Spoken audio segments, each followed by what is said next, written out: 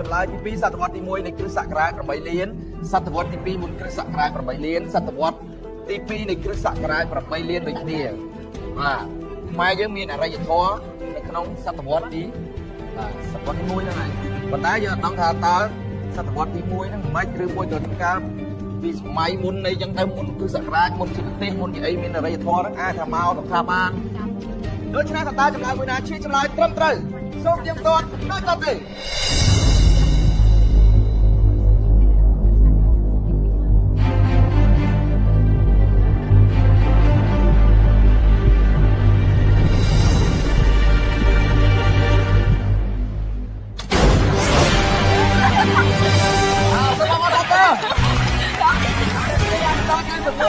ប្រាក់នៅសល់8លានរៀល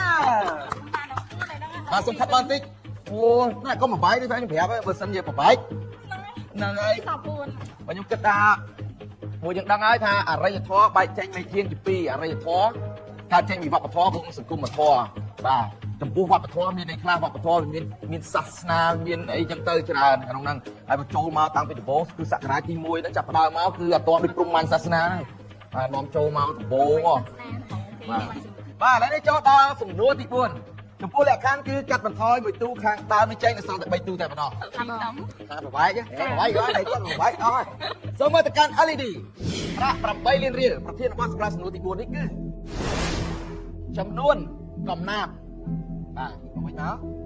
ចឹងយកកំណាព្យតាមយកកំណាព្យចឹងខ្ញុំសុំយកកំណាព្យឲ្យកំណាព្យណាខ្ញុំធ្លាប់រៀនជួបណាកំណាព្យច្រើនណាបាទកំណាព្យសូមមើលទៅកាន់ទូចម្លើយកយសរុនគង់មុនឈឿនកវៃនោះហាចសម្រាប់សំណួរសួរថាតើកំណាព្យមកផាខ្មៅនិពន្ធដោយអ្នកណាកយសរុនគង់មុនឈឿនឬក៏កវៃនោះហាចសូមសំណាងឡ